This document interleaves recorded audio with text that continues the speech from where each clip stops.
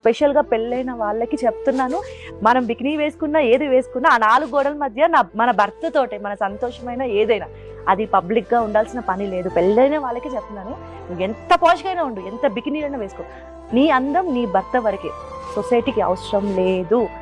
మోడర్న్గా ఉండాలి, పాష్గా ఉండాలి, వల్గర్గా ఉండకూడదు అని నేను ట్రస్ట్ చేస్తా.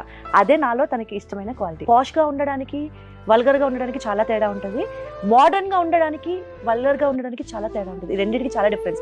అమ్మాయిలో మోడర్న్గా ఉండడంలో తప్పు లేదు, నేను చాలా మోడర్న్గా ఉంటాను, బట్ అది డీసెంట్ వేలో ఉండాలి, వల్గర్గా ఉండకూడదు అని నేను ట్రస్ట్ చేస్తాను. ఈవెన్ ఇన్ని ఇయర్స్ కూడా నేను సందీప్తో బయటకు వెళ్తాను, ఫారిన్ కంట్రీస్ ఎక్కడికి వెళ్ళినా కూడా చాలా మోడర్న్గా ఉంటాను. పద్ధతిగా చీరలు కట్టుకునే ఉండను, కానీ డీసెంట్గా ఉంటాను, ఎక్కడ కూడా వల్గర్గా కనిపించకూడదు, అది నేను బాగా ట్రస్ట్ చేస్తాను.